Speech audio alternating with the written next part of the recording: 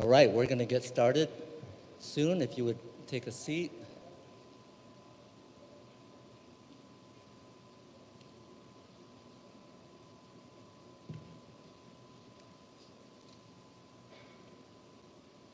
Well, first thing is, thank you all so much for coming to this important community forum. My name is Brant Lee. I'm a law professor at the University of Akron, and I am your moderator today. With me, who will join me on the stage in a minute, is retired police captain Mr. Spencer Fomby. He is an expert on police practices. He's going to be helping the city of Akron draft a new policy regarding police interactions with group gatherings. And I'll say more about that in a minute. I just want to, as an introductory matter, to make sure that we're kind of all understanding what this forum is about.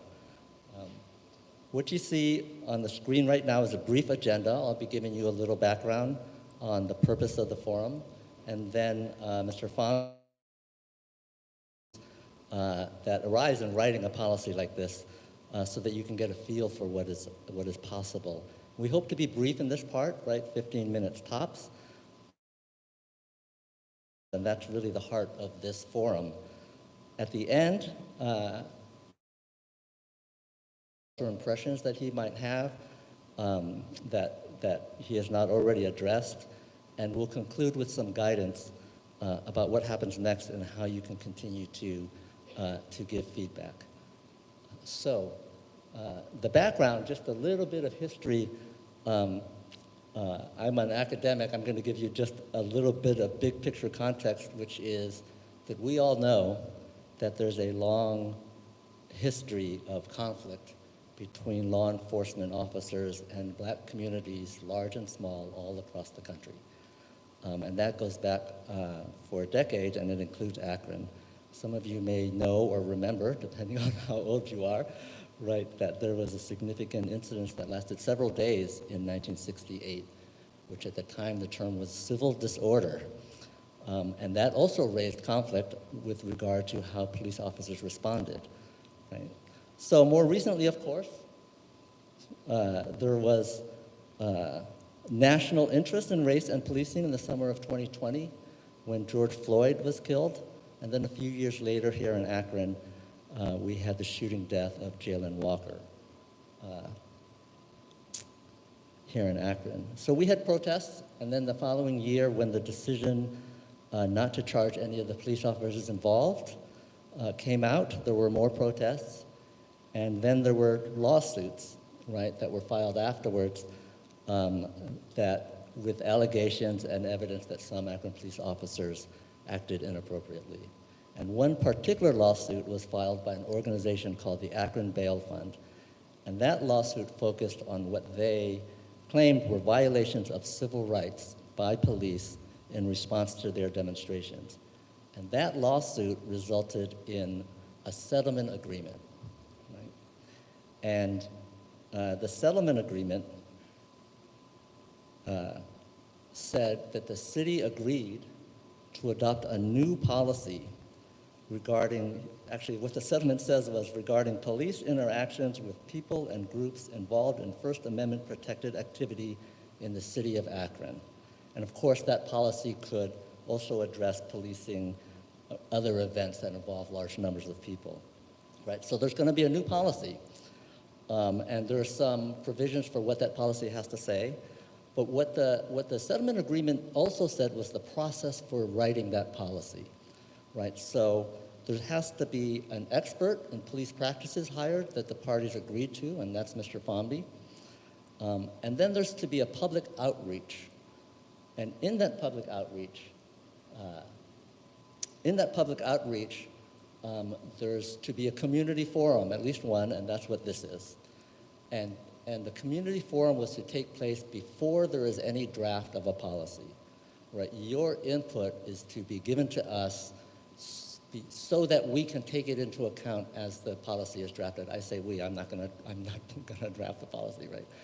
And so, right, the settlement agreement said there's to be a moderator agreed upon by both sides. That's me. We'll get your input, right, during the heart of this forum. And then Also, as part of public outreach, the agreement said that once there's a draft of the policy, right, it will be available and there will be a 60-day comment period. And so at the end of the presentation, I'll give you information about how to make comments on the draft when it comes out. So you will have opportunities before the policy is drafted and after the policy is drafted to give input. So that's what this is, right? This is an opportunity for community input that can inform the drafting of a policy about how police interact with gatherings of people. I am really honored to introduce Spencer Fomby to come up. Give me a minute. I'm going to read something about you, and it's going to take a minute. Spencer Fomby is a retired police captain, SWAT commander, and police trainer with 20 years experience in the San Francisco Bay Area. He's a former captain of the Boise Police Department Training, Education, and Development Division. He served as program manager for the Defensive Tactics and Active. He is a police tactics subject matter expert. He has created and approved de-escalation courses for police officers, and he has coordinated the creation of the National Tactical Officers Association Public Order Response and Operations Standards. I could not possibly have memorized that. I needed to read it. So you can see we found an expert who really fits the bill and can share his experience with us. Mr. Fomby.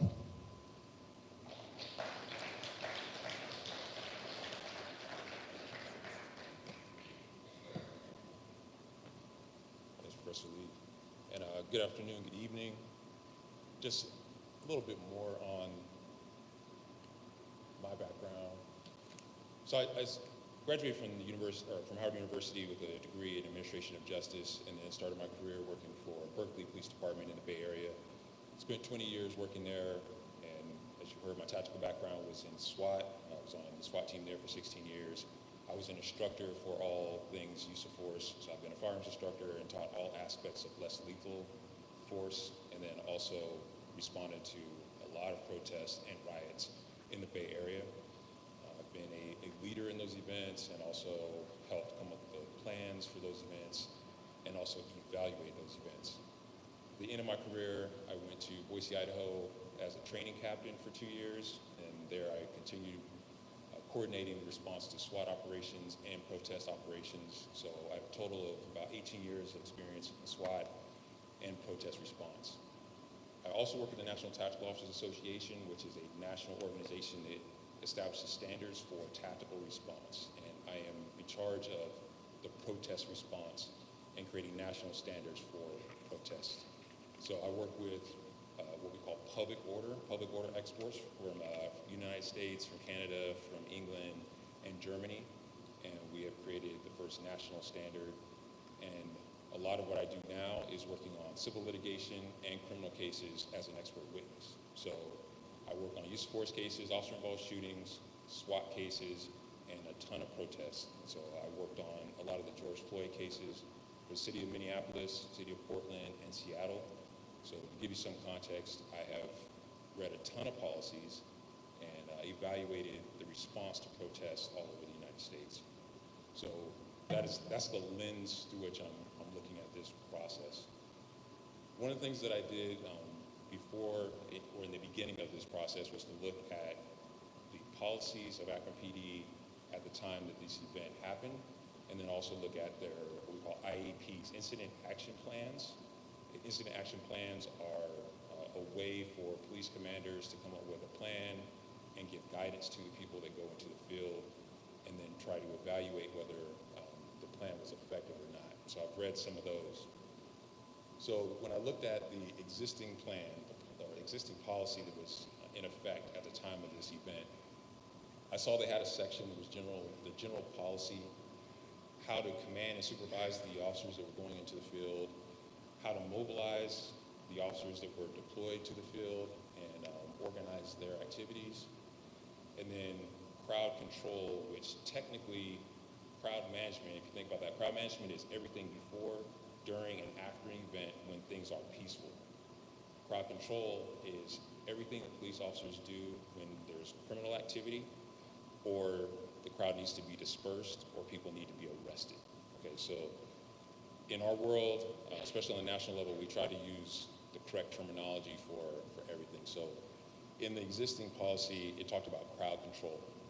And then it talked about a progression of force. So different force options based on the threats that the officers were facing at the time.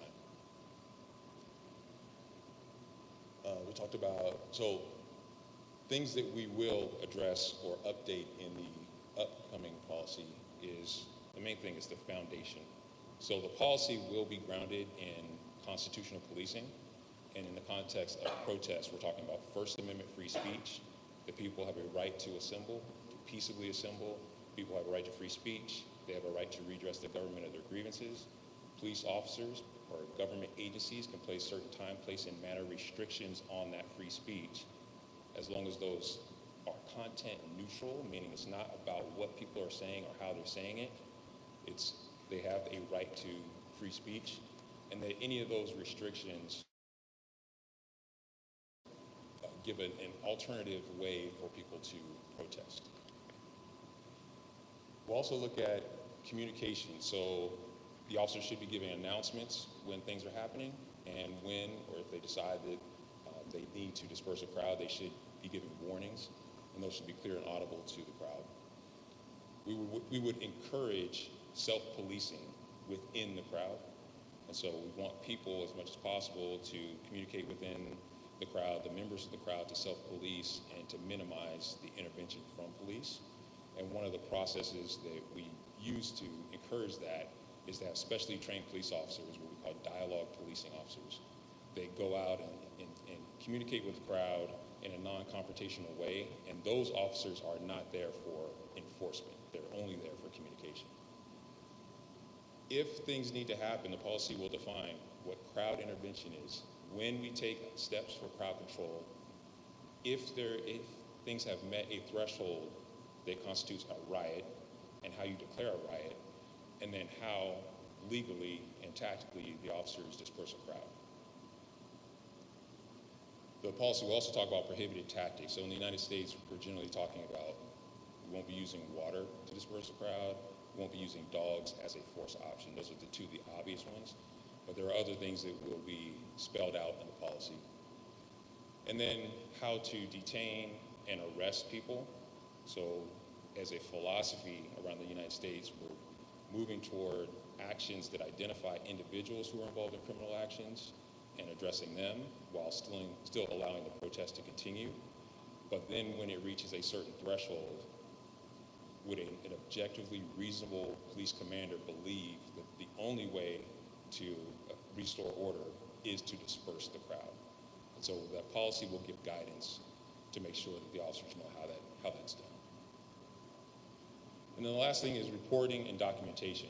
So that encompasses everything from supplemental reports written by individual officers, the use of force reports they write to document any applications of force against members of the crowd, after action reports written by the incident commander to document what the plan was, how things happened in the field, and lessons learned, and making sure that all of that is recorded. Another thing that really needs to be recorded is any uses of force and an accounting of or inventory of any munitions that were used. So in my experience, I've seen policies that had not been updated for sometimes 10 years. And one of the biggest issues that we see when we have potential issues with the police response is that they don't have a policy that is in line with best practices. And so my goal here is to make sure that your community has a policy that is consistent with the best practices around the United States. And so I'm interested in hearing from the community any of your concerns, your experiences, responding or going to protest, and any feedback that I can hear from you. So, thank you.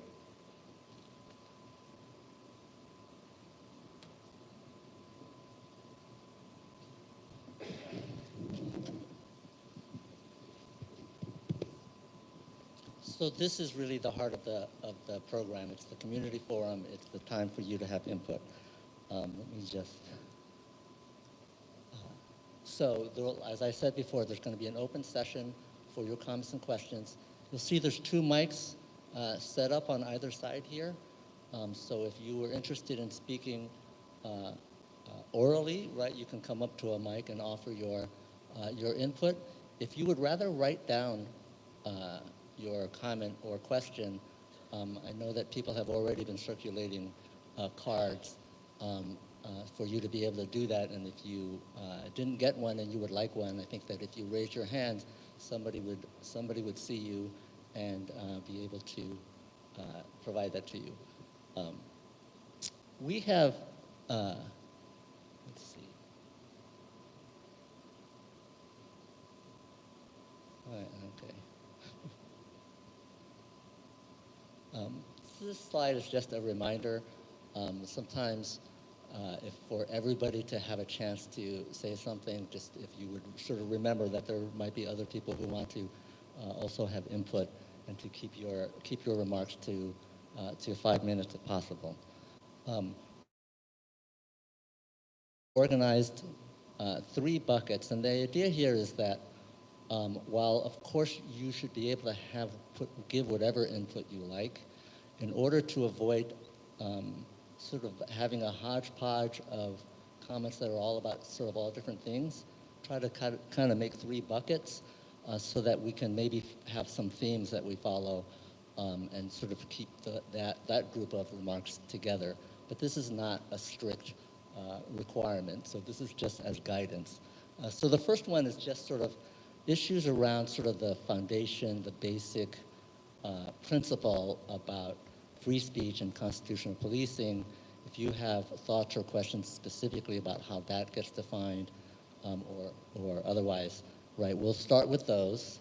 But really the big category is if you want to know about sort of what is, as things are happening during an event, whether it's a march or whatever it is, sort of what the police guidance will be, right, during those times. That's the sort of middle bucket. And then the third bucket is sort of afterwards. We all have seen how documentation and reporting is important, right, after things happen, because there are differing recollections, right, about, in fact, what happened. I know that there are other issues that may be on your mind, and you may, right, you can no one's going to control what you specifically have to say, but just to know that Mr. Fonby is here to help us draft that particular policy.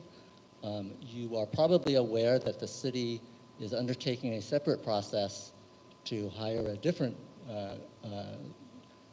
experts or group of experts to draft a use of force policy, right? And that discussion is also going on. This policy, of course, involves use of force or overlaps with that, but just to know that if you have specific comments that are about what that policy should look like, that will be a different group, right? Do you want to say anything else before we sort of invite people to speak? Okay, well, let's get going. I don't know if this is. So here's the first group, right? If anybody would especially want to address issues having to do with free speech, having to do with sort of what falls under that umbrella, or questions about how policing is done in that context, maybe we'll start there. I kind of don't see any.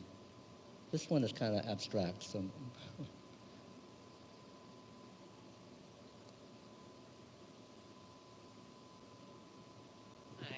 I would like to address the elephant in the room. Nobody here feels safe to come forward. This is a terrible platform in which to get feedback from the community around what is a community trauma that was how the police handled the Jalen Walker uprisings in our community. And as somebody that was very boots on the ground around that, this feels like a trap. So this one-off town hall formation that we have as a city for addressing deeper policy concerns is, excuse my language, bullshit. I think a lot of people that don't work for the city government are shaking their heads yes right now. Notice there's not a lot of people here because this feels like a trap. Now, I could talk about what it feels like to stand in front of a damn tank in this city. I could talk about what it feels like having to step back from your constitutional First Amendment rights because you're pregnant and you're terrified of an aborticide forcing you to lose your child. But I can't have those conversations in this setting. Can I ask you a sincere question? I actually really appreciate that. I had not thought of that. If you, this one is already planned the way that it is, so we can't really change that. Are there, would it not feel like a trap? And I appreciate that question because you know what I do for a living. And produce systems in which give real, honest reconciliation, right? And we know reconciliation happens in circles and not in town halls. So organizing community circle discussions would have been better. Way better. Okay. Way better. And just the reality, I mean, it's great that we can get some things put on public record here, and maybe I'll come back up and say a couple of things because I'm white and I have the privilege to do that. But I'm white and I have the privilege to do that, and other people in this room do not. Thank you. I agree with that. I also have the privilege, and so I stepped forward today to start a conversation. But Elizabeth is right. This is a very difficult environment to speak. Councilman Garrett's community forums had a lot more people than this. I think the way it was set up was a lot more open for people who might not feel as intimidated as they are coming into a room like this and having to come up to a microphone. But I'll start the conversation by, I guess, asking a few questions and making an observation. First, there was footage just recently from Idaho of a town hall where a woman was forcibly removed. And one of the key aspects of that was that the people who removed her were not identified and refused to identify themselves, which is a frightening, but above and beyond having someone put on your hands on you is not knowing who's putting hands on you and where they're taking you. So I would like Mr. Fahmy's response to that. But I also wanted to ask a question about, are there differences in what is a planned protest that has a permit and the police can mobilize, and I would hope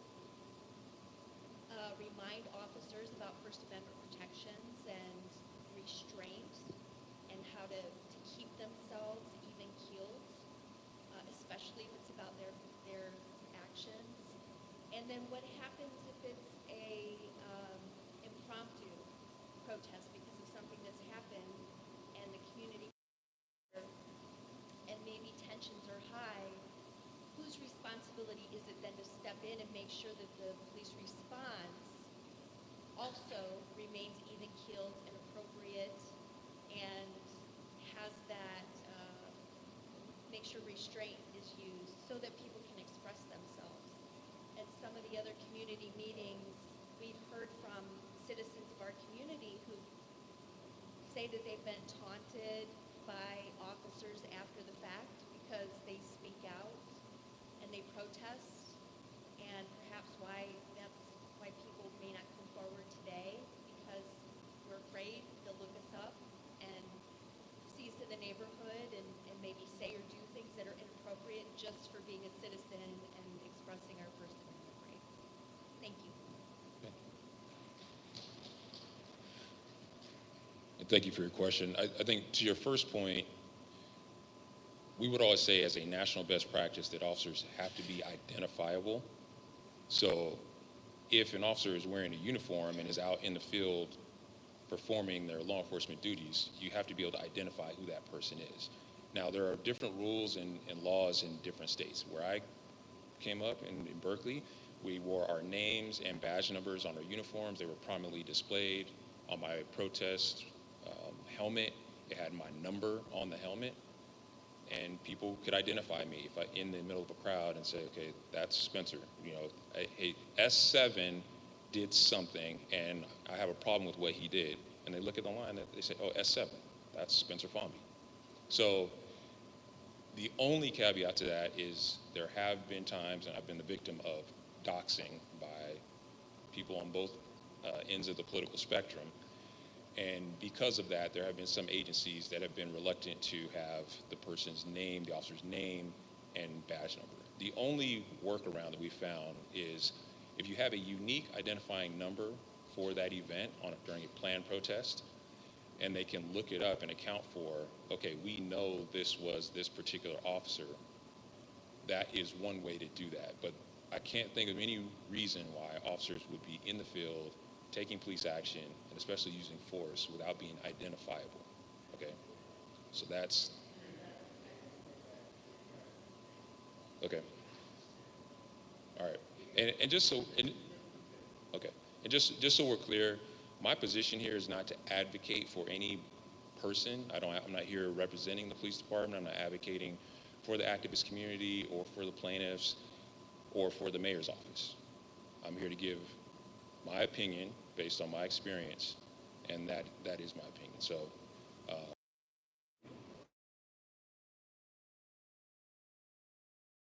there is a difference, and the policy will spell out guidance on planned protest. So, you know, in my experience, if you have some information that there's going to be a protest on a certain day at a certain location, and we gather intel for the purposes of any type of potential threats that might happen at that event, we deploy the appropriate number of officers and resources to deal with that event. There's those, whether that's just something that happens in the neighborhood and the neighborhood just spills out and all of a sudden we have a small number of officers and upset members of the community that turns into something larger, that's a very different response. When that happens, it's typically a patrol sergeant or maybe the watch commander, if here there's a level, who has to get there and make sense of what's happening, prioritize the response, and then start taking certain actions. So those two responses are very different, and that will be spelled out in the policy.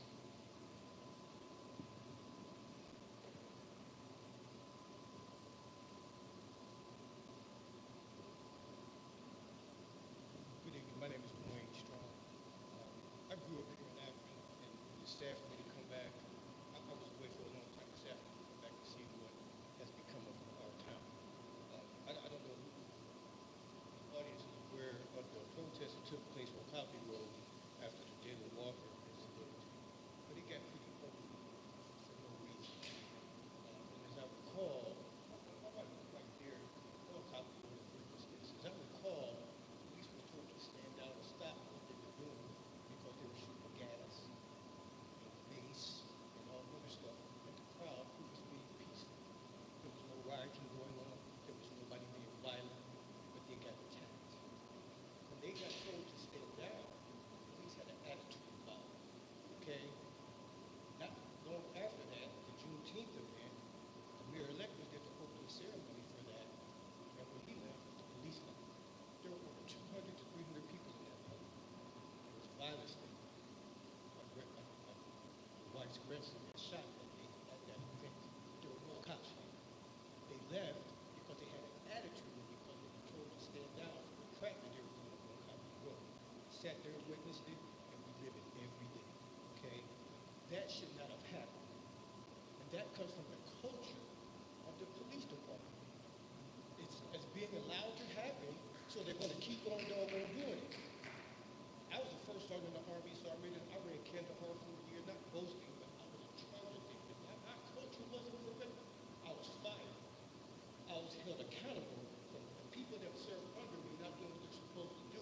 That needs to happen here in Akron as well, because it's not being done.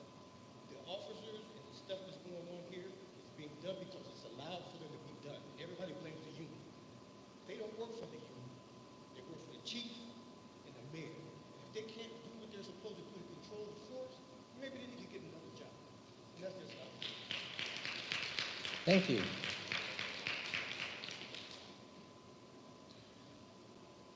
And, sir, I'll just say that, I appreciate your comments, and although it is outside the scope of this particular project, one of the hardest things that we have to do is the culture in each agency, and every police agency has a different culture. I've worked in 2 different police departments in 2 different states. I went from Berkeley, California, as liberal as you can get, to Boise, Idaho. So I went from, complete opposite end of the spectrum. And so, yes, cultural change and those things that's a long-term issue. I just want to acknowledge, your comment that the culture within any organization is a huge challenge. I appreciate it. I'd like to respond. I was first saw 3 different units, 3 different deployments, and all of the services, all forces. It didn't matter what unit I was in. I was still held accountable for that culture. I understand everybody's different. Every time that I report, it was a different mission, but I had to manage that culture. I was not the leader. I was going to be fired, sent somewhere else, and sit at a desk or something. I can't handle the job. So I understand what you're saying. If you're going to be in that position where you're in charge of the culture, then do that. Or step down. Thank you.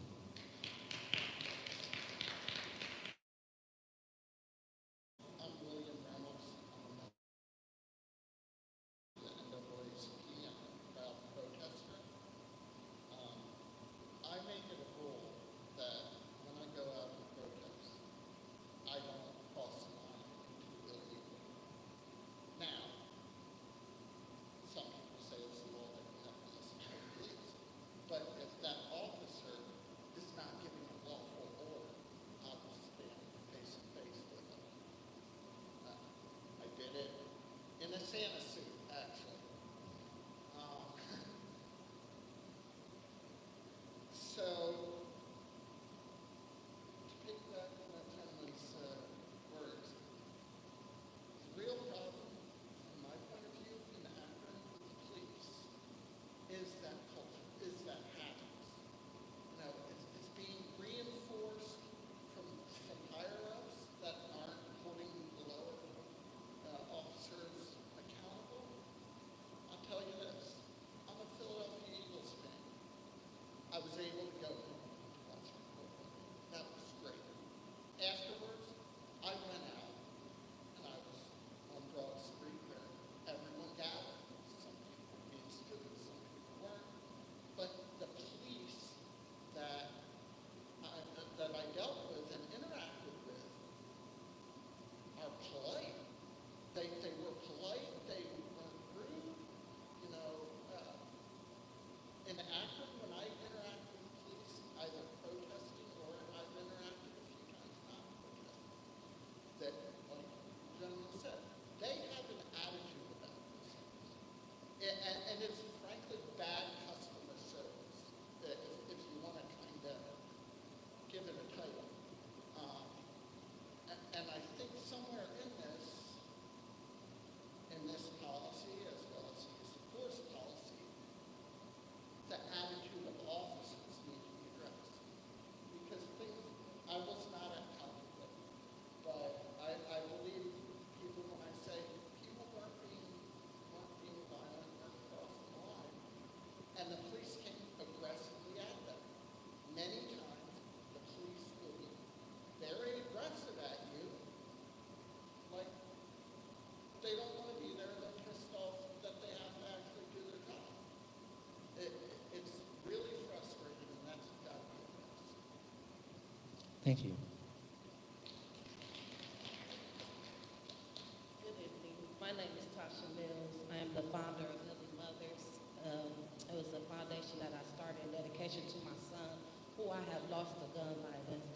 He was at a fight, innocent bystander. I had wrote up a speech, but since we're not addressing none of the issues, I'm going to double back on the gentleman that was at the Juneteenth event. I'm also a member of the Fairhampton Gun Club.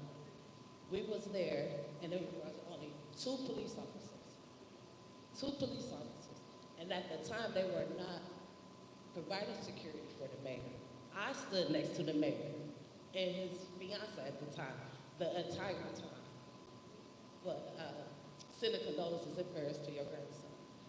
Also, the thing is, when are we going to recognize that there is a systematic problem within the Akron Police Department?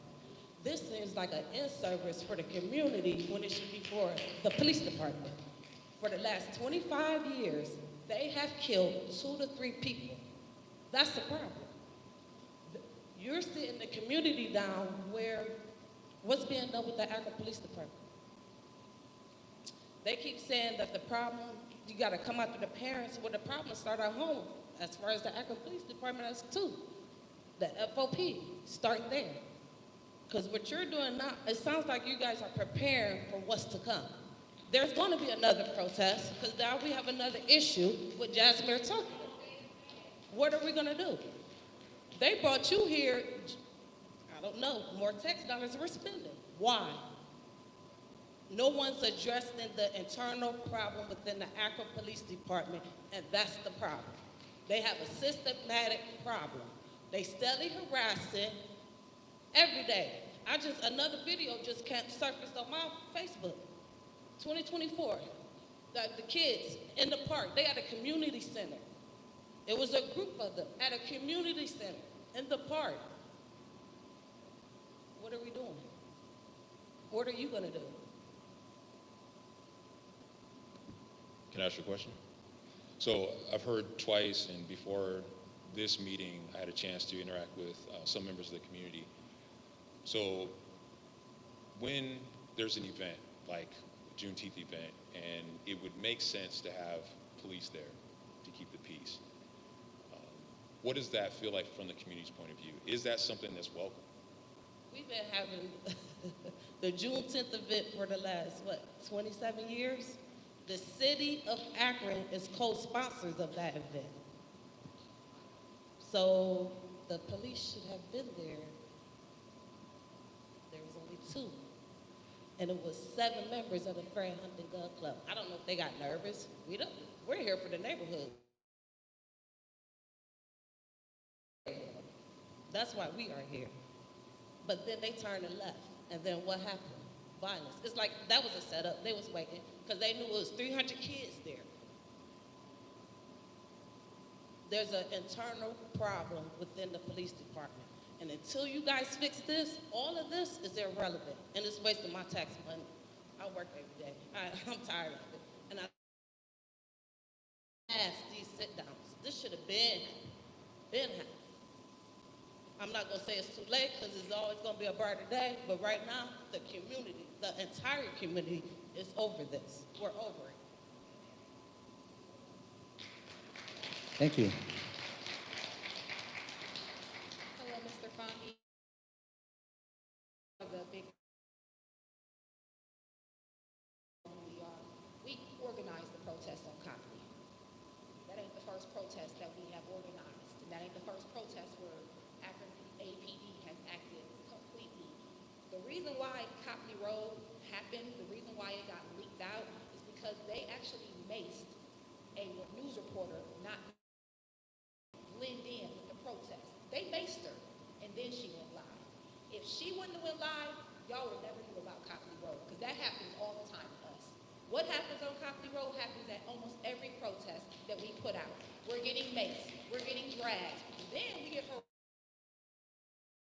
Follow us, pull us over for no thing. But I'm gonna say this, I actually pulled your resume. The one thing about me, I do work. So I pulled your law enforcement, Spencer Fahmy resume, and I pulled your whole introduction. Questions that I have. Do you know that there was 4 men killed since 2022? Lawrence Rogers, February 23rd, 2022. Jalen Walker, June 27th, 2022. Mike Jones, August 17th. The 2 of them had the same officer, Devon Fields, who is still on, right now, he has 36 use of force accounts against him. And he's on paid leave right now. Not okay. Not okay. okay. That's what I want done. He needs to be fired. I know your job is to come over here. You want to get the community together? Fire him. You want us to be all on one accord? Fire Devon Fields. Because right now, with him being in, still being here, it's a slap in our face. It's a slap in our face. These officers don't care. They don't care. We go down to city council, they was laughing at Jasmine's mom while we were standing outside waiting to get to city council. They were laughing at his mother.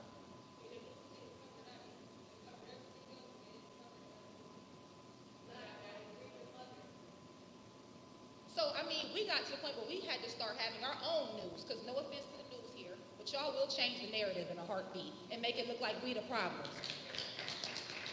So what we did is we got our own black media to cover the real actions of what happened. The only thing I don't like about these forums is that, and no offense to anybody here, is that the protesters live it. Y'all might see it, but we live it. We are harassed on a daily basis. They call me by my Facebook name. I get pulled over and they call me Ariel. That is not my government legal name. So when you pull me over and call me Ariel, I know you on some bullshit. Excuse my language. It's serious. It is serious. Questions that we have. Why do we keep having these meetings? We just had a forum meeting last month, twice. Why do we keep having these meetings? It feel like the protesters are on trial, like we're the ones in the community are the ones who need to be coming up with solutions. You need to have a forum with the police officers to hear what they got to say. Because, I mean, what we saying don't mean nothing. Do you, with your experience, feel that these police-involved shootings are justified? And why at every meeting it's addressed that APD and the FOP is the issue, and they are still not being held accountable?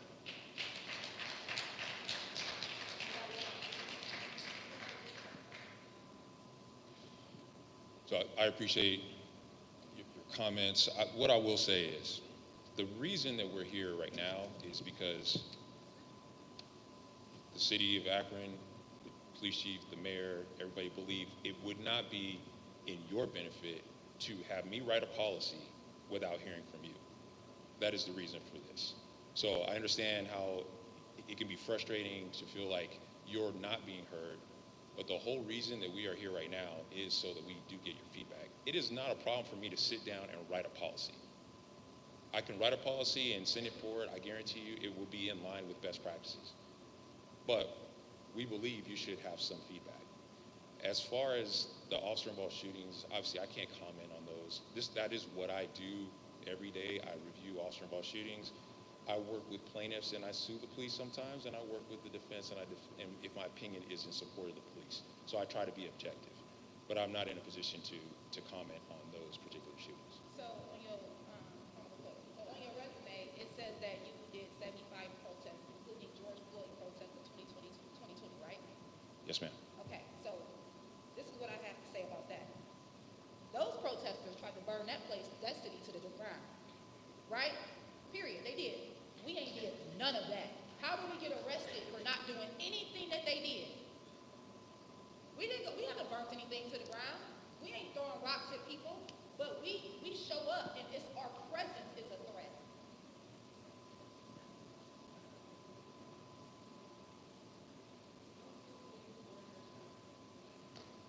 We wouldn't need crowd control. We wouldn't need. We can spend our tax dollars on something, better, like no offense to your job, but we wouldn't need you if they would stop. So it's like she said, at the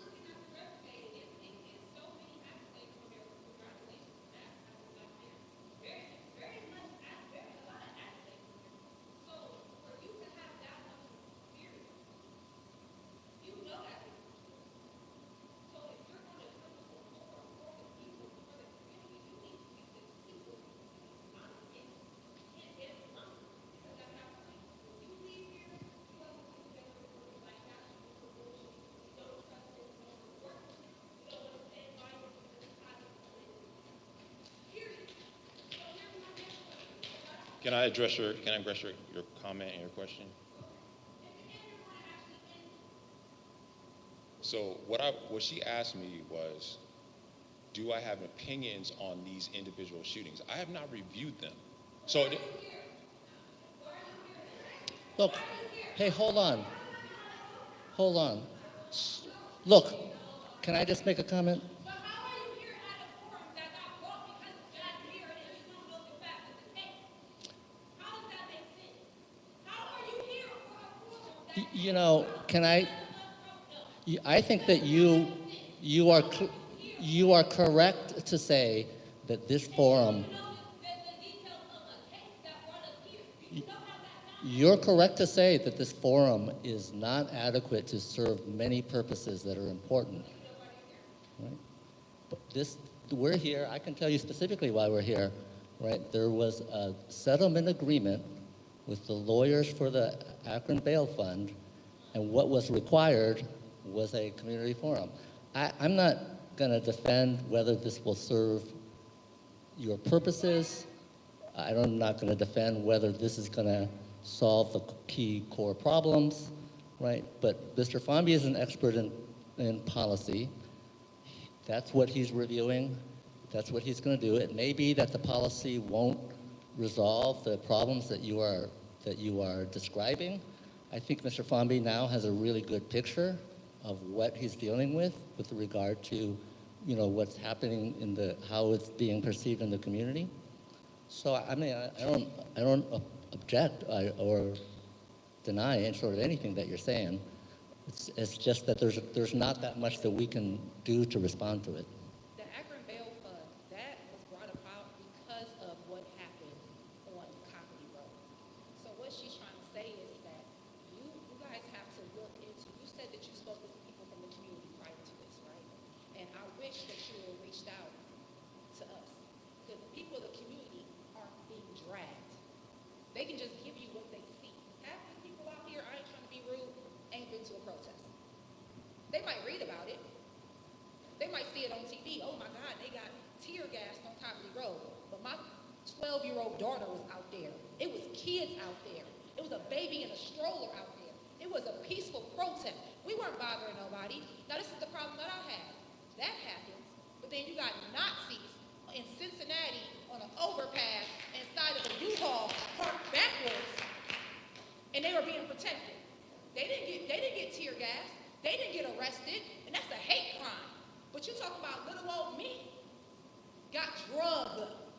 To this day, I still got breathing problems because of freedom of speech. Because I said justice for Jalen Walker, and I'm gonna stand on it. Justice for all of them. Justice for Jasmine Tucker, Mike Jones, Lawrence Rogers. I'm gonna stand on it. And if we're not trying to come out at you, and I'm sorry that you are the target, but I have been doing this since Tymeer Rice. Okay? I led one of the biggest protests for George Floyd here, where we blocked off the overpass. Then led another big one in Copley. These are the people. We're the protesters. And it's a few other ones that can't come out because literally they're targeted every day. So they're in hiding right now. So I want to address something that I heard, all of what I hear you saying and that I agree with is there will be another protest. There will be other protests. In any city I go to in the United States, I'll tell them, oh, you're going to have a protest. There's going to be a controversial officer-involved shooting. There's going to be something that happens. The biggest protest that I was ever involved in, they actually were riots. 2014, Eric Garner, a person, Staten Island, New York NYPD kills a black man in custody in Staten Island. 5,000 people show up to Berkeley Police Department. Right? The next one, May 29th of 2020,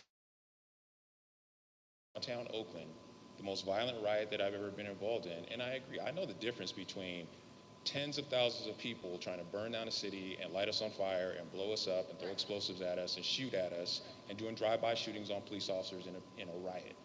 I know what that is versus a peaceful protest. Okay?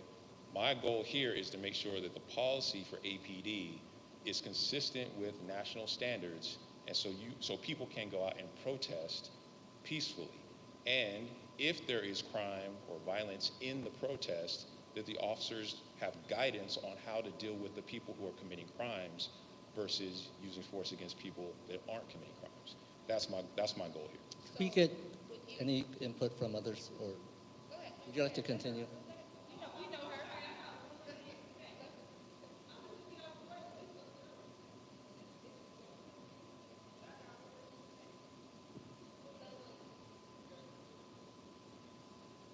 y'all hear me now? So this is my view, right? We know that this is a systematic issue. We know the origin of where the police even came from. So we are spending so much time, so many people don't want to admit where it came from and how the system came about, because then they will have to take accountability for all of the tragic things that the black community has had to endure since we got brought to this country. But nobody wants to do that. We don't forget 9/11. God forbid the Holocaust. When it comes to slavery and all of these other things, and get over it, right? And y'all think that's not important, but that's why we're literally here today doing the same thing over and over again. How did we leave a country for this freedom, for this and for that, to come to another country, found a new country, and do worse than what they had before? So here's my question, because there's a lot of money and a lot of time that keeps being wasted, and it's just honestly, it's pissing me off at this point. I have no patience for it. We are wasting money on audits, but no one is calling internal affairs. Since the founding of the APD and any other government entity here in Akron, Ohio, why are we not opening these cases? Why are we not looking into the actual corruption of these departments, of these government places? Why are we not doing that? We are spending so much money, because for a person with 36 infractions, 2 other shootings, how was he able to still have a job? How was that even possible? So not only does he need to be held accountable, but everybody else who let that slide needs to be held accountable. But if we keep looking at the one person who they're allowing to take the heat for anything, because I'm talking about Jasmine, because if the shit didn't happen with Jasmine, we would not be here right now. So I'm going to focus on what's important, what actually brought us to have these forums right now. Jasmine Tucker, Forever 15. So at the end of the day, if we know this and we know that there's corruption, why are y'all spending hundreds and thousands of dollars? Because there was even a point I was in, what are the people who do the meetings for the people, not the actual work, the civilian, whatever they are pointless as well. I don't understand how we sat in a meeting with Jasmine's family, and they made us go through a whole 30, 40-minute meeting, and at the end of the meeting, they said, well, we know the problem is not the people, it's not the community, it's the FOP and Brian Lucy, but there's nothing we can do about it. And they said it so fast, and right after they said that, they said, but we have a way bigger budget now to work with.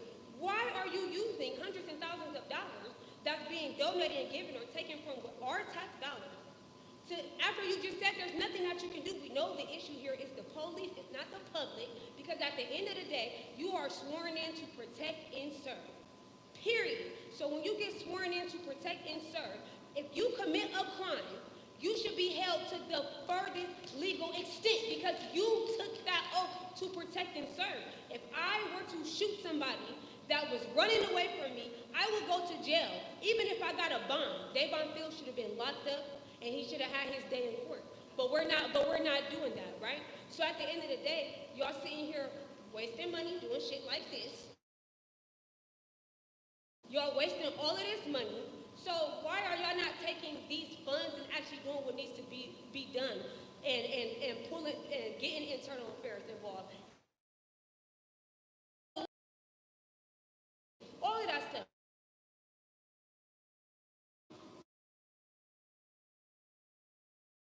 Going around them,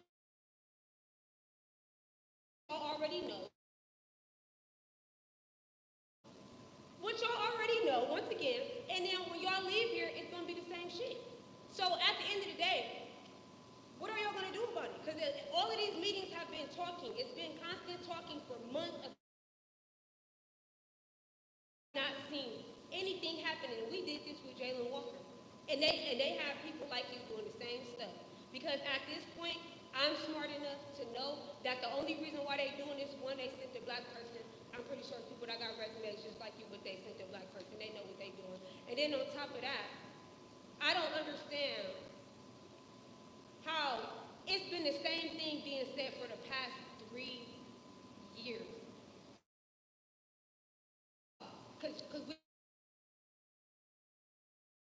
Because they know how this shit is about to. Or they're trying to make sure that when it's all said and done, we come together and we walk peacefully. That's what this is what this is about. Thank you.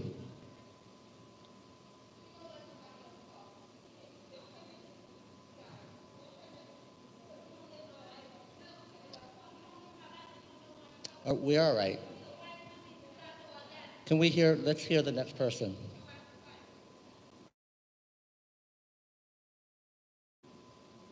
As you can see, there are a lot of very deep and very valid feelings about APD.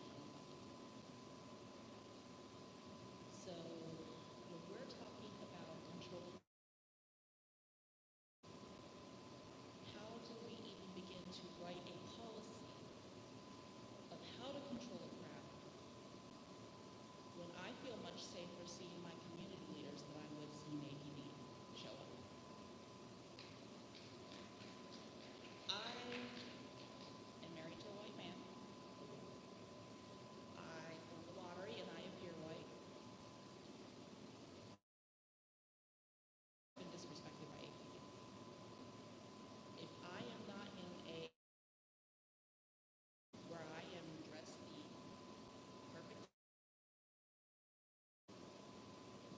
then I get nothing but disrespect from APD. I have had one interaction with an APD officer that I did actually felt like I was a human being to them. So how do we even begin to write this policy when we as a community would much rather see our friends from Freedom Line, would much rather see our friends from the protests, because we know we're safe with them. We do not know we're safe with APD. In fact, it's been very much often proven wrong that we are not safe around APD.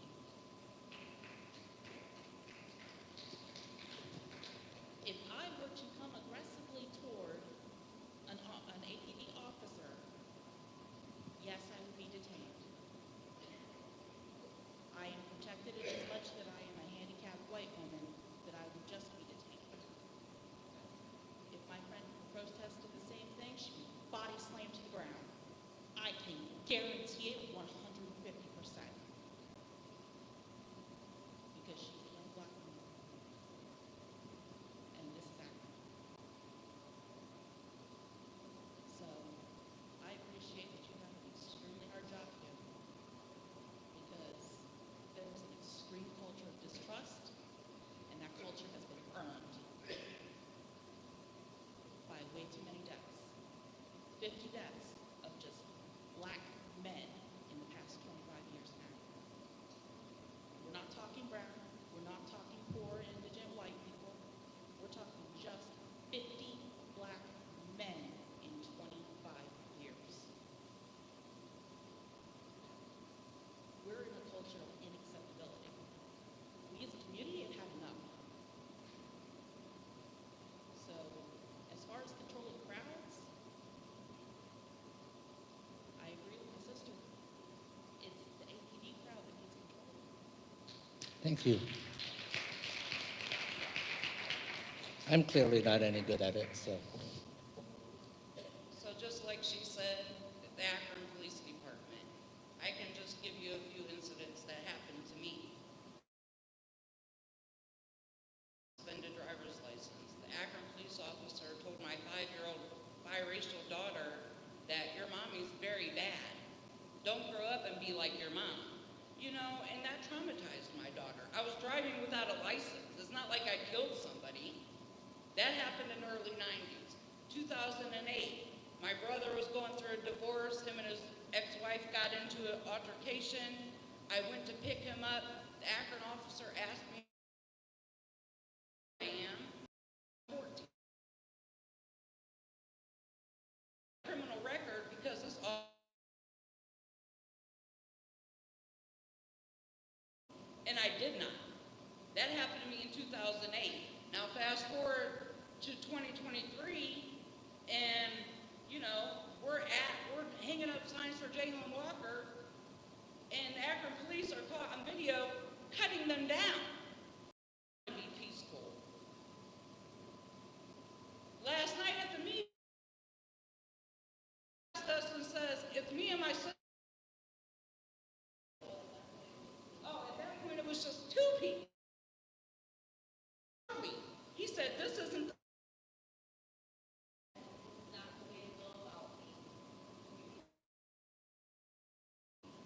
well, that's our point. You need it.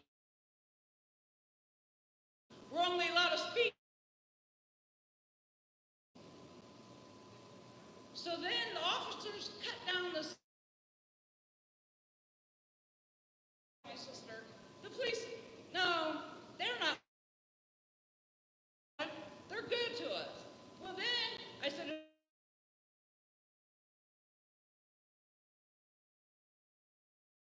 I drive my mom, my dad passed away. Officer Heller sat outside my mom's house daily just for us protesting and hanging up signs. Won't have a conversation with me, but will roll their window and laugh at me. And I'm white. And I'm a white woman. So how do you think it is if you have black skin, like my sons? So they need the work. And then for them to say that we're animals, we don't go around doing what they do.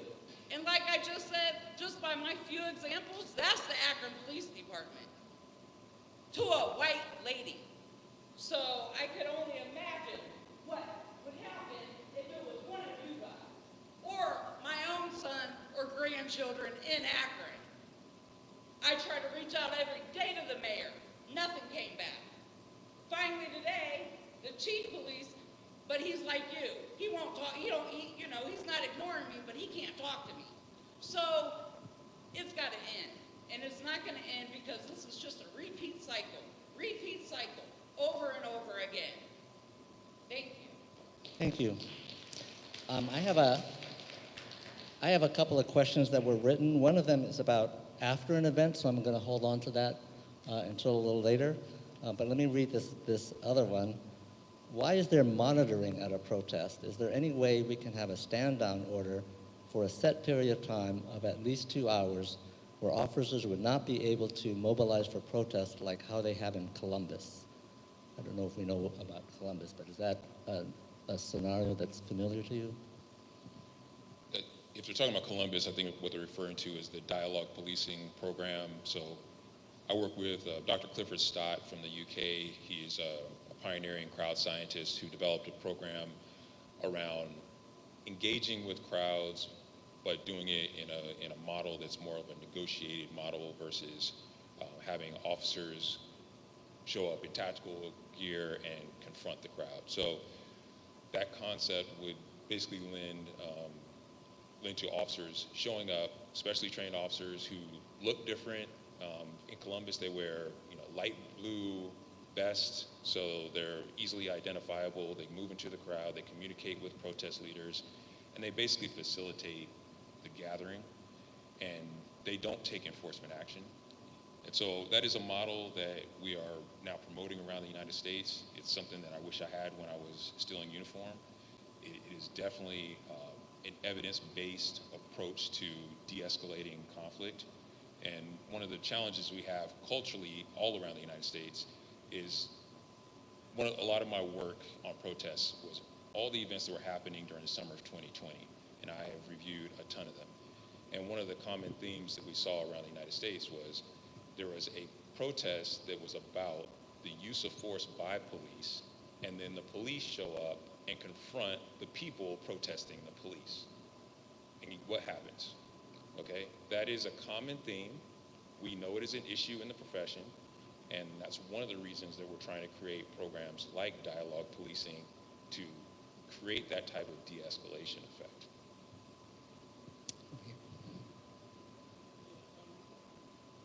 It's good to hear. I think the most obvious thing to understand is that if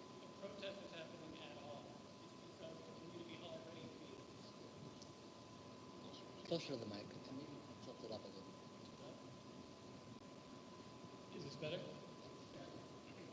So if there's a protest happening at all, it's already because the community feels wronged in a way that hasn't been fixed. I also am really curious about the language of your policy. You say there's 60 days. Is the language of the policy going to be open to the public? Will we be able to read every word of that document before it's signed? The answer to that is yes. Awesome. Good. One last thing. I just want to clarify some terminology. You mentioned that there's a threshold wherein a peaceful protest is categorized as a riot. I'm curious what that threshold is.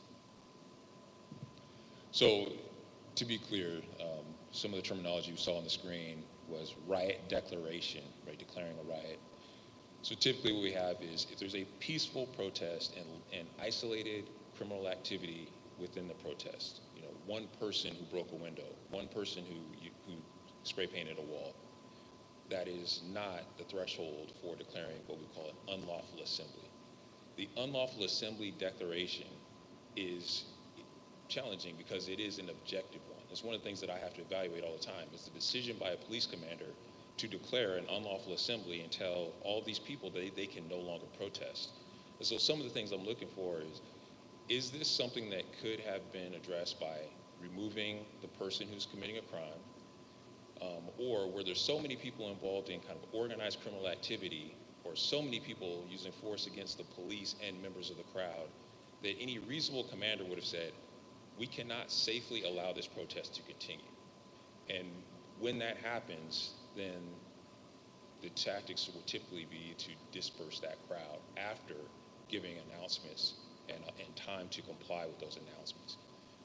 A riot is something that is defined by state statute, and so every state has different thresholds, and some states don't even have a rule for what a riot is. But typically around the United States, that means 2 to 5 people engaged in violence or property damage. So is violence, I would assume that would be a bigger issue than property damage. Absolutely. Any policy, and this policy will also talk about that, is life safety issues will always be the priority, will always be the focus, and then after that will be property damage. And again, in my career, when I've deployed to hundreds and hundreds of protests, I have experienced where there was people breaking windows, people lighting fires, people engaged in vandalism. Sure. That did not lead to us declaring an unlawful assembly. Sure, okay. Yeah, there's the clarification that I want because, you know, there is a possibility where property is being damaged and maybe there's a self-policing in the crowd about it, but that doesn't mean that it's an unsafe place. It's just Absolutely, and that is a lot of what I do around the country is training police commanders on what to look for and how to make those decisions. But that will be spelled out in the policy to give them guidance because if one person throws a plastic bottle, is that an unlawful assembly? And absolutely not. There's no way that any reasonable police commander would believe because one person threw a plastic bottle at the police, the protest is over. Okay, and so that's what we will strive to have clarified in the policy. okay. And I just, I guess before I leave, is there a way to see where we can go online to read the actual policy that we When the draft policy is written, it will be posted and it will be announced on the Bayer's website, on social media, and with press releases. And then that's when the 60 days will start. Okay, thank you. I protest. I was out here for Jalen Walker. But following on what Cece was saying, we are definitely harassed. They can get our plates. They follow us. They sit outside our houses. I got a ticket just for saying justice for Jalen. You indicated crowd control to go in and get the criminal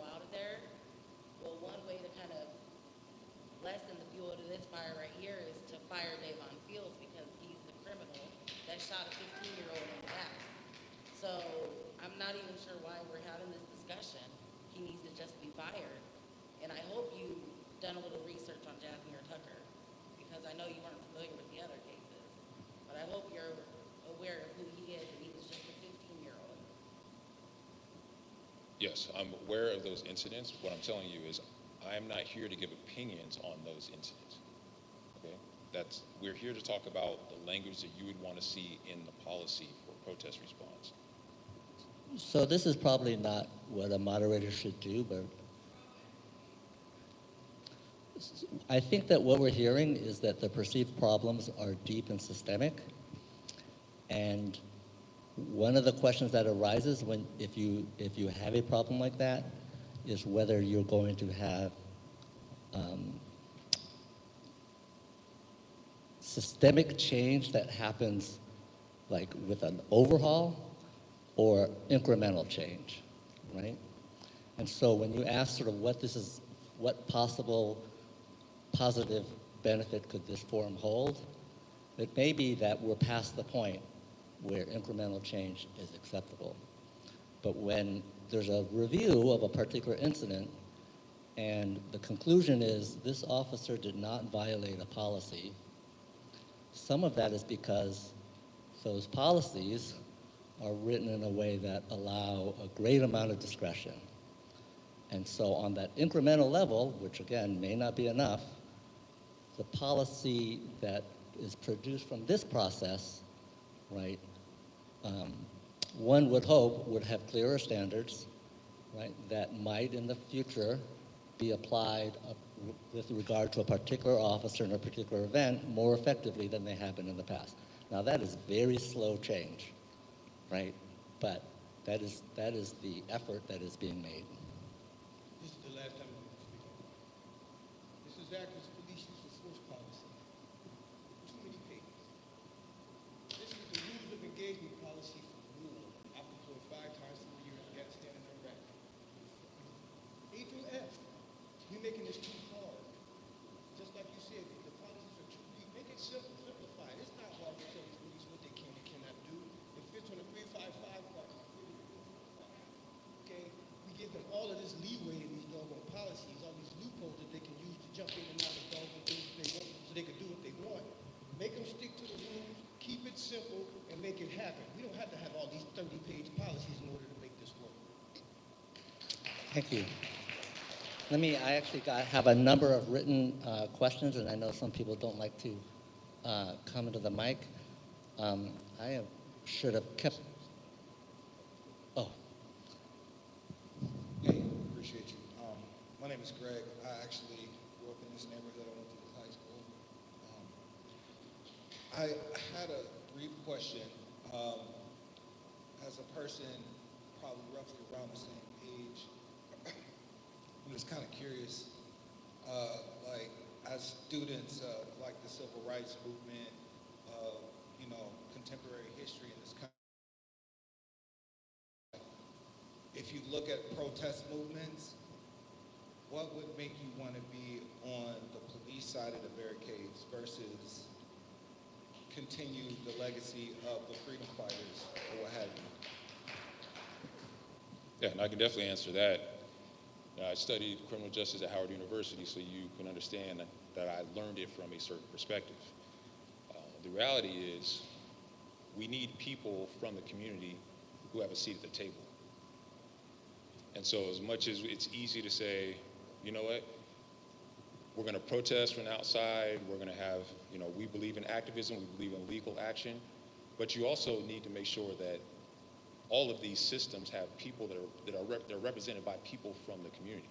So my goal was to go into policing and to actually be somebody on the inside policing the way I believe it should be done. Because when I was in the community, I didn't see anybody who looked like me who wore the uniform. And so that was my motivation. I know it's not for everybody, and believe me, I have activists in my family.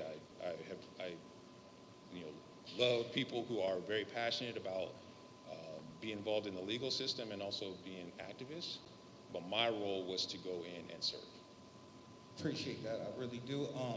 So when we look at the history of policing in the West, like in the United States, I believe if you go way back before there even was a United States, kind of the first units of policing were like militias that were chartered by like the companies that would go out, like sent out by kings and queens to do conquering.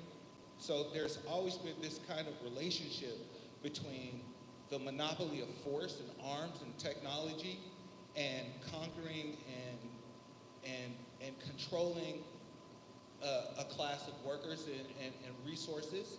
And as we go to, like, in our contemporary history, we have the history of slave patrols, which is a history of similar thing. You have a small ruling class of people who profit, and you have a masses of people who are controlled by this force.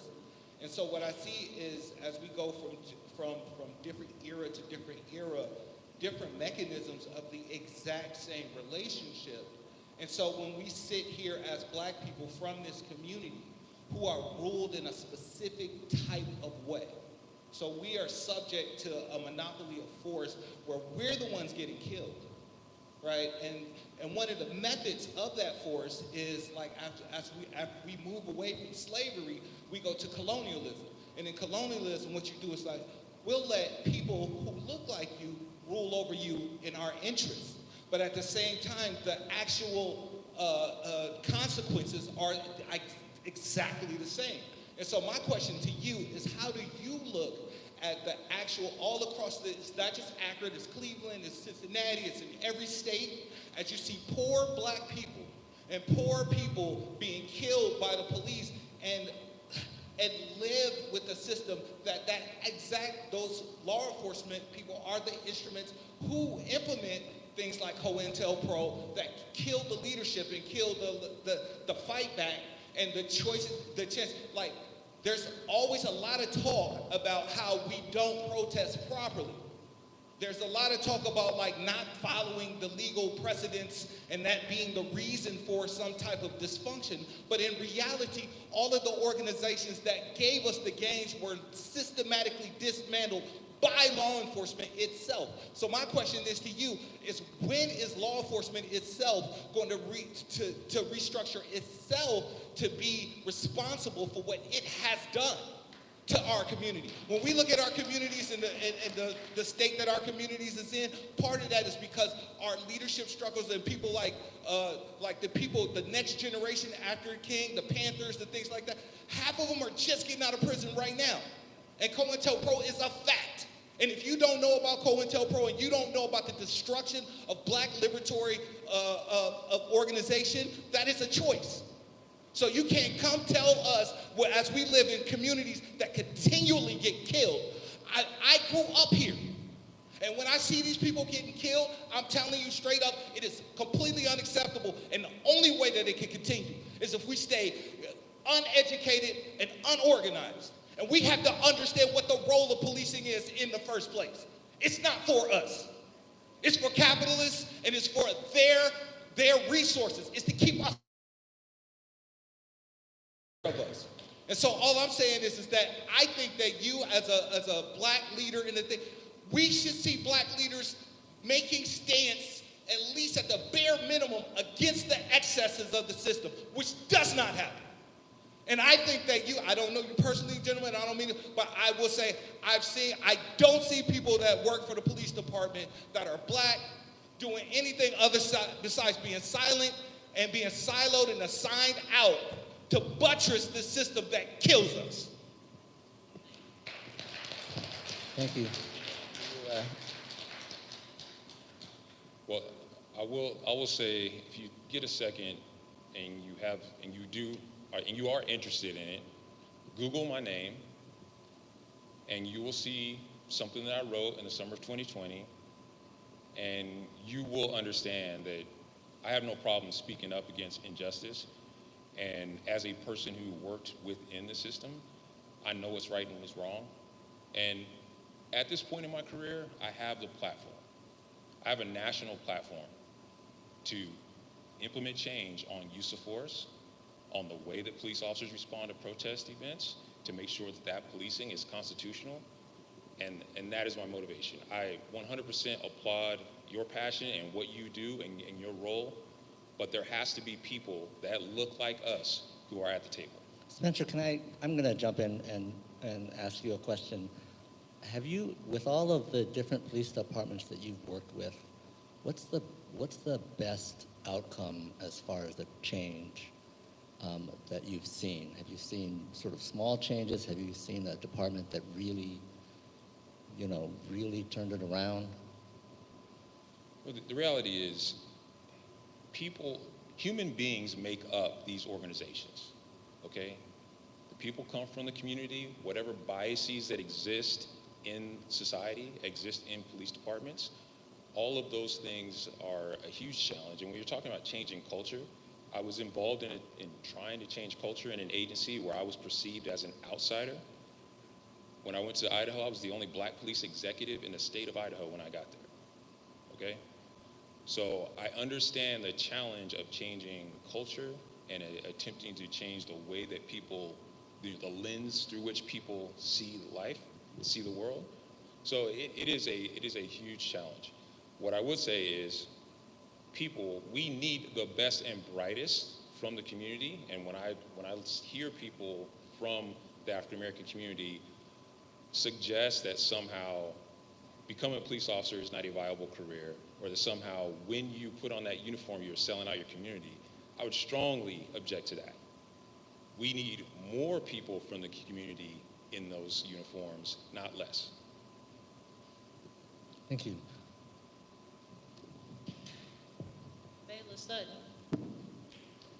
Bayla Sutton, Akron Juneteenth, everyone keeps talking about, and all of their own bad kids running around without their parents.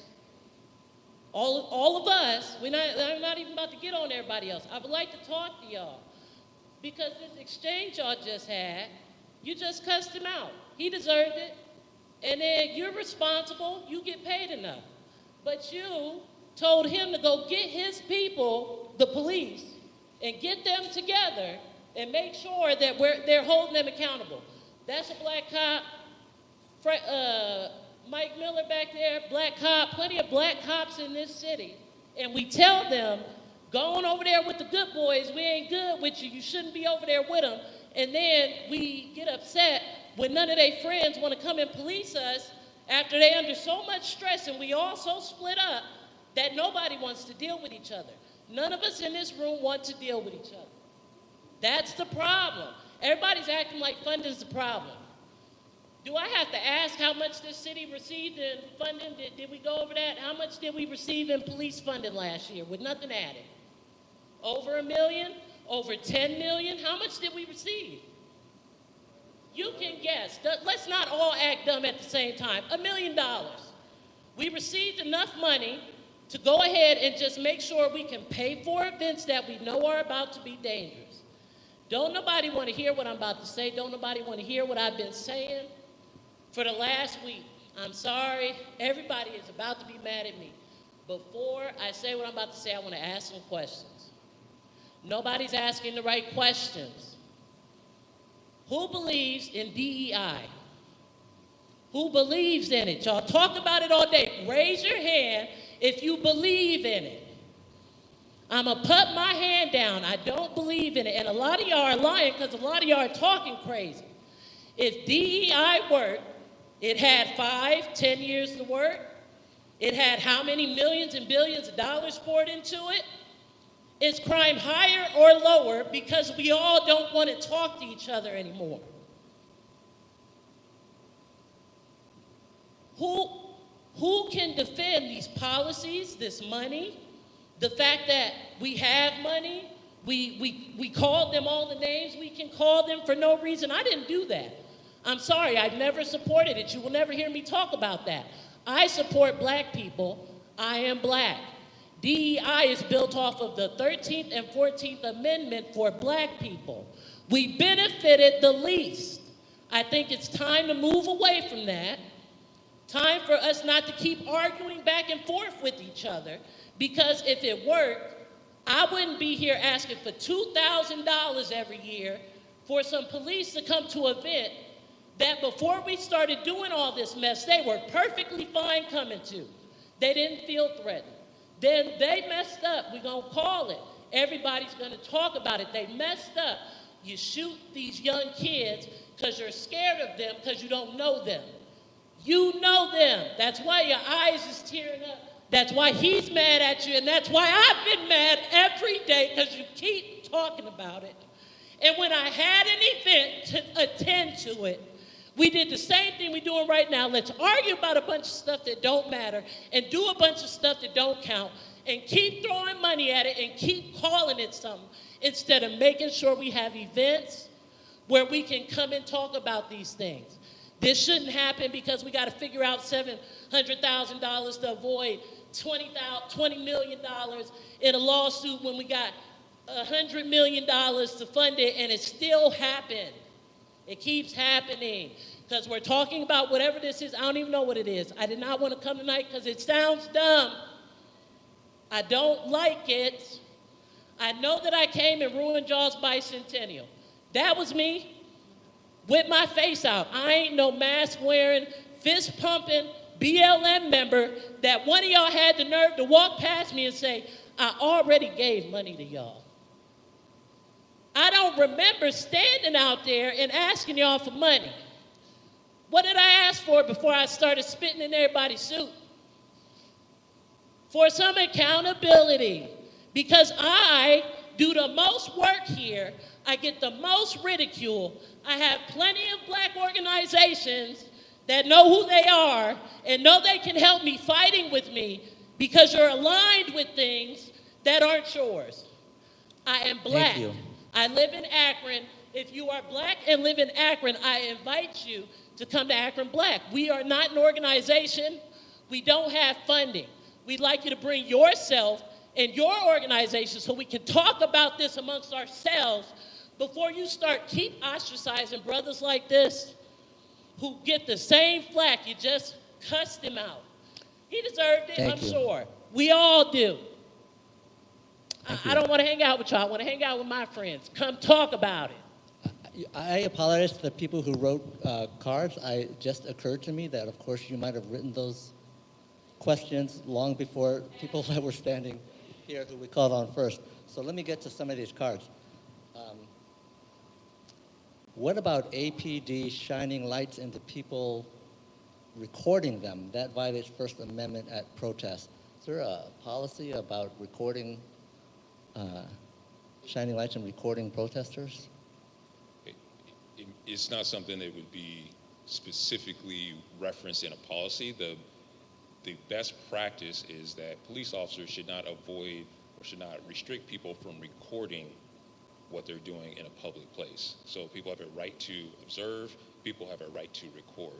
So anytime a police officer is obstructing a person's right to observe or record, that is a problem.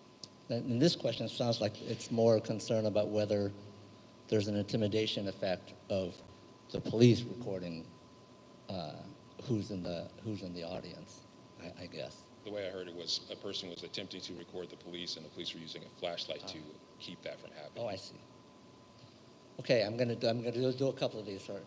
What are the attitudes of police towards the citizens of Akron? Well, you can't answer that. Comments made by FOP leader Sergeant Lucy make it clear that the police don't respect us. How many police aren't from Akron and visit for work like it's a war zone? So that's not a question, although there is a law-related answer about how the requirement for police to live in the city was overturned at the state level, which is a problem that Akron can't solve by itself.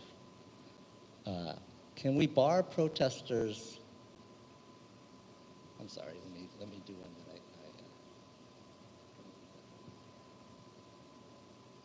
What about police using flock and other mass surveillance to politically surveil, harass people using their First Amendment rights? Mass surveillance, well, presumably this is about harassing people using their First Amendment rights. I think that a lot of these questions are about not the police action at the event, right, but repercussions afterwards, police remembering people, and then, right, we've heard a lot of stories about parking outside their house, really, really intimidating. What's your experience with that? I guess the challenge, the part that I will address is the use of technology. So any police policy that addresses First Amendment protected free speech should take into account that the police should not be engaged in activity that chills free speech or stops people from exercising their rights.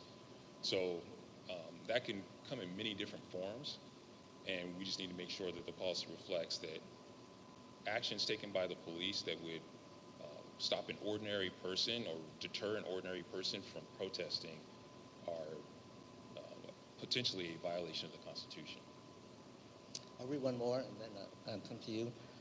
This is a comment, but I think it raises an issue. We don't want community dialogue team. There's no trust. Columbus protesters don't like it either, but politicians do. Can you explain how a community dialogue team does anything but counter-surveil? So there's a dark side of the... Sure. Yeah, this is not a problem that is unique to Akron as far as the lack of police legitimacy or trust between the community and the police. The purpose of the dialogue policing unit or those specialized officers is to try to engage the community and engage people who are protesting without sending out tactical officers or officers who are taking enforcement action. One of the questions when I was talking to members of the community before, several weeks ago, one of the questions I had for one of the activists was, what could the police do to build trust with the community, right? Like, if anybody was willing to extend an olive branch and willing to communicate and try to build a relationship, what steps could the police take to improve that relationship? And believe me, I understand the frustrations, and I understand when people put their guards up, and we've even heard from the community that they recognize that the police are putting their guards up, right? The police maybe don't want to engage because they feel attacked, or the door is not open to communication. So I would challenge everybody to think, okay, what is that common ground? Right? Where can people meet, and what are the opportunities for the police and the community to build a better relationship? So I'll keep it short because I already asked some stuff. I'm actually going to call on you to do something. You are here for crowd control, but you're picking up fragments of other issues. I would appreciate you writing a report to the people you give your information to of other things because culture's a big one. I have said that I protest, okay? I go to city council regularly also. The last city council meeting of last year, because I had interacted with people from the FOP who use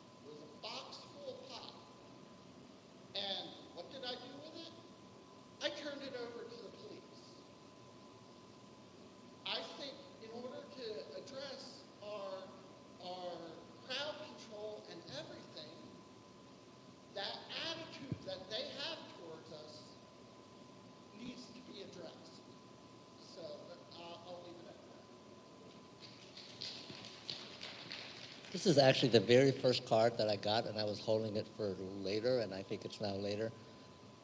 So there's a couple of parts, but they're similar. The first part is about training. You talk about learning procedures prior to a protest. Is there actual training, practice multiple times, or just reading a manual? So that's about the nature of the training that police officers might get. And then after an event, are there clear consequences if an officer uses inappropriate violence or behavior? Okay, so as far as training, there's a lot. One of the things that we're doing on the national level from the National Tactical Officers Association is trying to establish a baseline for protest training in the United States, things that have never existed. So we created the first national standard for public order. And if you imagine, throughout the history of the United States, that standard, a standard for how police agencies should create a public order specialty unit and respond to protest events has never existed. So we created that. The second thing we did was create a command course. So the reality is, in the United States, most police agencies do not have specialized training on how to plan for and how to manage the response to a protest. And so my team, they're out right now. We send 3 officers to each location, but we travel around the United States and we teach police commanders how to manage protest events. And that is a certification process.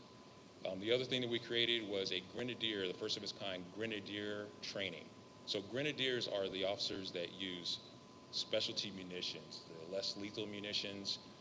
Some people sometimes refer to as rubber bullets. Those, tear gas, pepper spray, all those different munitions, that is a specialized area of policing. And so my team has created the first training for using those munitions and using them in a lawful way. And the last thing is the on-the-ground training, how officers actually engage with members of the crowd. That's another aspect. So yes, there's ongoing training. My goal is to make sure that we create these baselines and have actual national standards for how police respond to protests. Thank you. If there's clear consequences if an officer uses inappropriate behavior.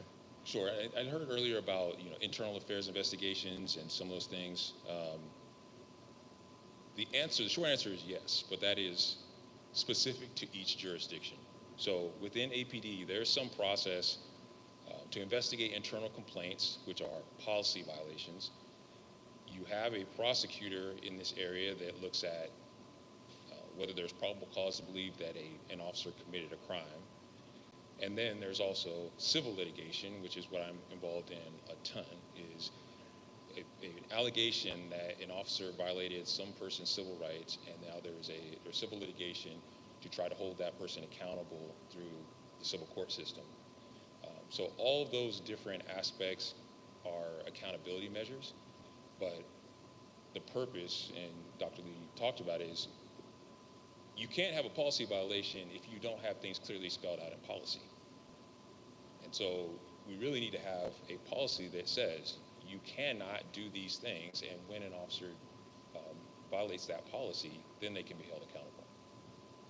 Thank you. Over here. Just got to run through this real quick. My first question is, have you read the court documents from the bailment lawsuit in their entirety? I have read the settlement agreement, and I have downloaded the original complaint and scanned through it, but I can't say I've read it in its entirety. Okay, I would highly suggest you do your homework and read the affidavits and read the original restraining order, because that would inform you, and I think a lot of the frustration would not happen today if you had done that ahead of time. Well, I would object to that, because a lot of this is not about We whether. only have like 20 more minutes, please. Okay.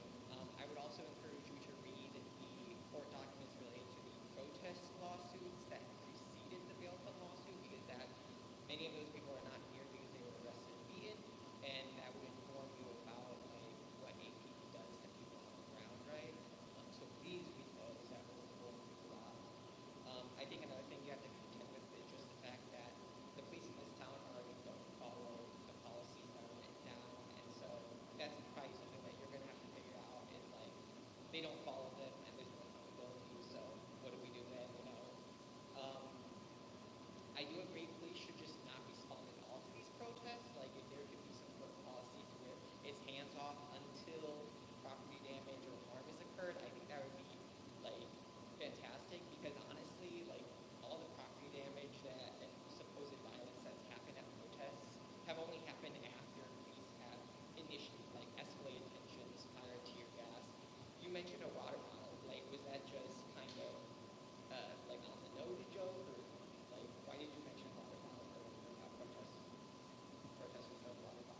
what I said is I use that as the standard when I train police commanders. Okay, okay, I got you. Because that's literally how Poppy Road, that's the only reason police gave for why they launched tear gas on Poppy Road. So, like, this is why you read these court documents, because you can see, like, the police response was ridiculous, and all they could point to was a right to police reports.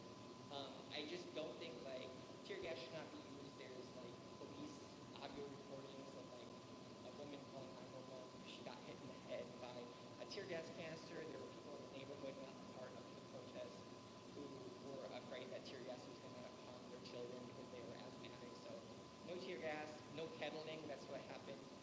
Not necessarily at Copley Road, but downtown where the initial Jane Walker incidences, and that's exactly what the police did. They just lined up on the other side of the street, told people to disperse, but there was nowhere to disperse to because they blocked all the exits, and then they just mass arrested everybody.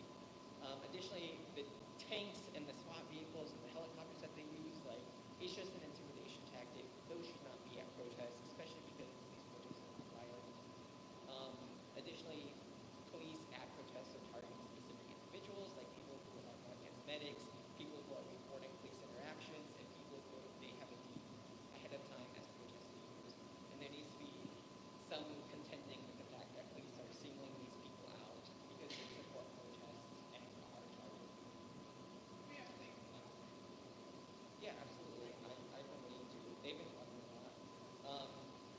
I think it's also people have mentioned like targeting after, and like I think Bradley, you said something about like, oh, like this broad targeting. Like it's very specific that police are targeting people for their political stances, right? Not because of any criminal violations, and because they target people for their political stances, they are trying to fit crimes to them so that they can politically harass them.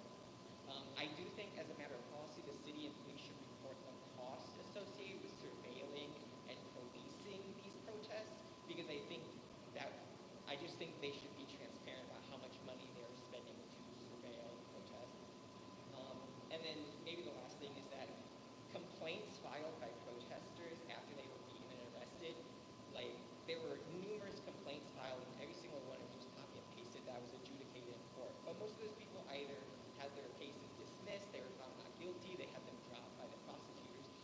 So how is it adjudicated in court if the court was like, this is an illegitimate case in the first place, right? And you talk about police complaints, right? There are police officers who investigate internal, like, citizen complaints who have committed perjury on the stand during, like, these protest trials. And then that's the same person who's reviewing these internal cases, and the entire system is just completely fucked. Thank you. Thank you. So really quick, back in 2000, this is a perennial issue with Akron and probably a lot of cities, but even back in 2000, there was a peaceful protest for over 1,000 people when it came to George Floyd. They came downtown. After the majority of the crowd dispersed, there was a group of young people who were still downtown and still very angry, yelling at the police. The police were way far away from them.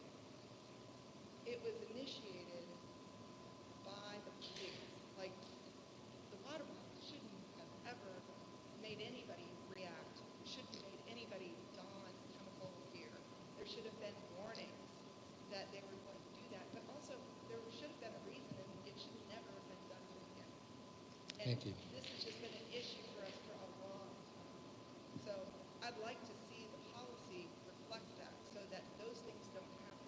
Because those things were the police department and also the sheriff's department were there that day. And they were being organized and ordered to do so by the higher ups.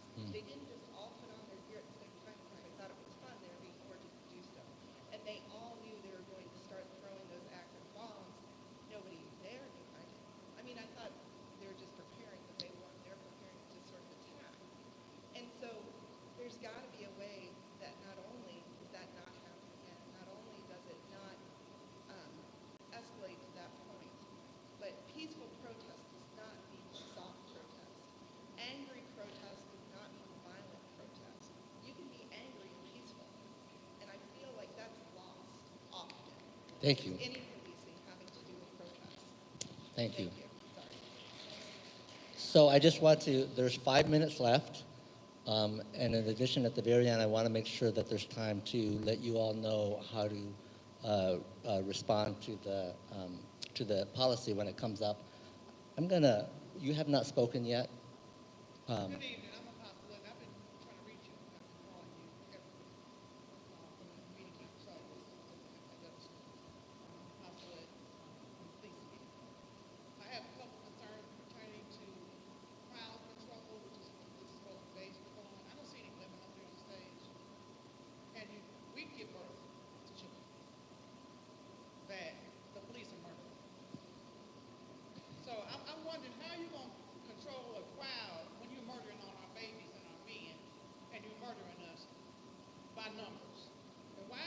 And I'm concerned of the constitutionality of this. Is this a way to silence our voices so we can't be heard? And how are you going to control the anger that you're presenting and making happen to the people when people can't go to work, people can't go to school, people can't go to hospitals, people can't do their daily tasks? Is this just a people control and a population control? Because there's no accountability for the police murdering our children. So I'm curious about these false meetings, because the mayor don't have a meeting with anybody, the legislators don't meet with us, nobody's really having a conversation with us. So is this a population and a people control, or are we working on something to truly have a crowd control for nonviolence? Because nonviolence goes both ways. It goes with the police as well as it goes with us. Thank you. I would like to say a couple things that actually have to do with the actual protests that have happened. So I wish that I had time to give you some table setting understanding of where you're at in Northeast Ohio and the history of protest and police violence, but I don't have time to do that. I would recommend doing your homework. 100 years ago, the Ku Klux Klan took over downtown of the city. The fact that the DOJ has not investigated the police or the sheriff's department is an injustice to the people of this city. But I would like to highlight that there were tanks used against protesters, almost ran over 2 little girls at a protest that I was witness to, and had to stand between the tanks and little girls on their tricycles in order to prevent protesters from showing up to horrible Horrigan's house. There were countless snipers on top of buildings with their guns aimed at us, completely peaceful protests, right? Every time tear gas is used, especially in a way that blankets an entire neighborhood, is also an aborticide at a period of time when abortion was illegal in the city, which could have caused massive death for women in the city. And it's telling that there is the only bicentennial event about women happening at the same time as this meeting, as there are no women in this conversation. And You we're can the ones continue. that I put just our want lives to. on the line when we're peace marshals. Could you just out hold in on? this. I would like you to continue, but there are people leaving. It's 7 o'clock. I just want to make sure you know that the crowd policy at akronohio.gov is the email that you would use to submit your comments after the draft policy is posted.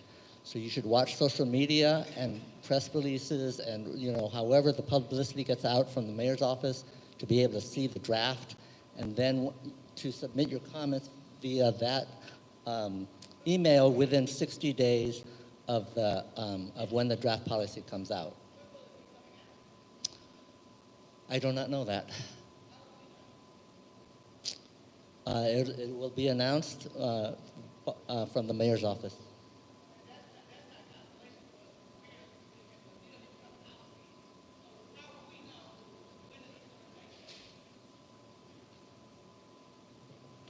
I just wanted to get, the gentleman earlier mentioned about property damage, and I just want to get the policy. Excuse me?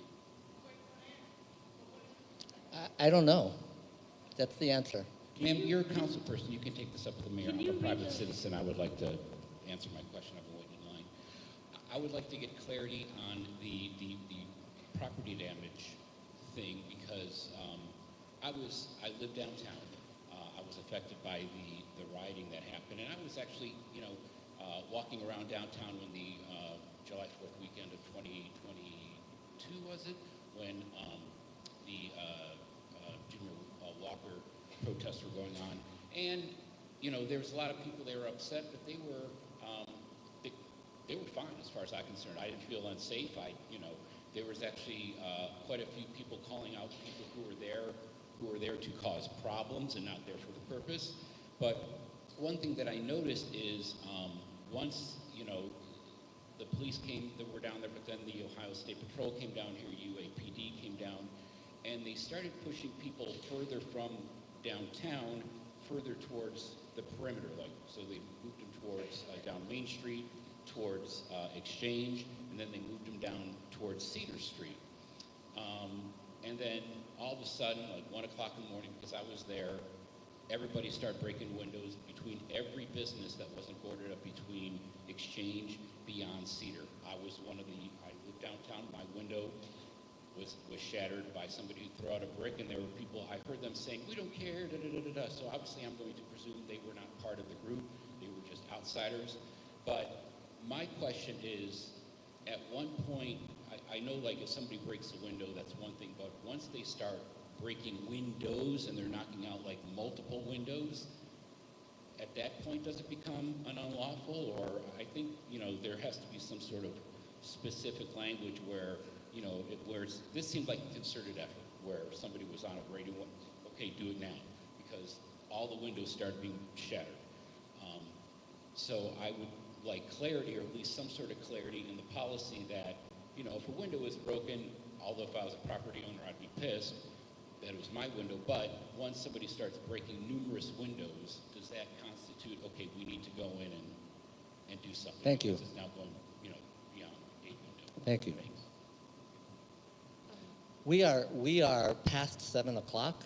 Is there I appreciate there's a lot more, of course, to say. Can you read the questions that you had on the thing, just so that they're on the audio? Yeah, is there a chance you can read the questions that you have?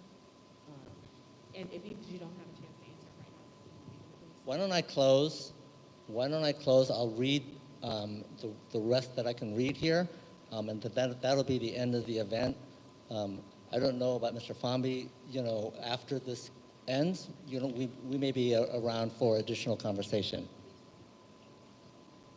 So here's a question that says, can we bar protester retaliation?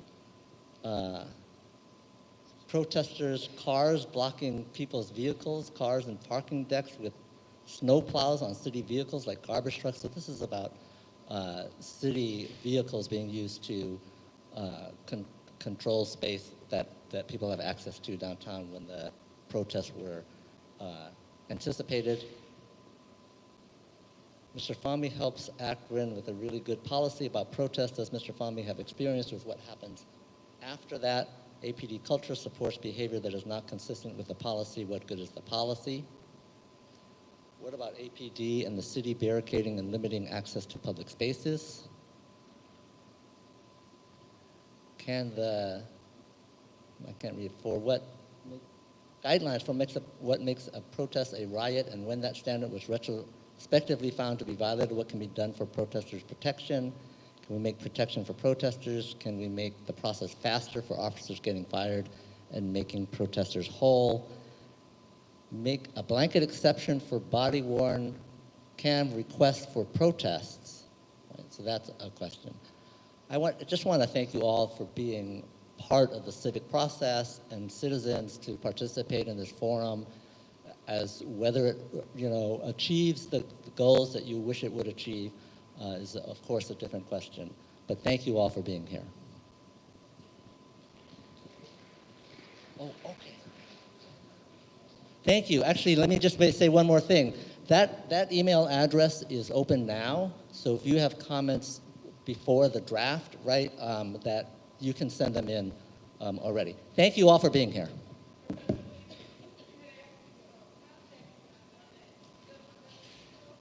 Oh.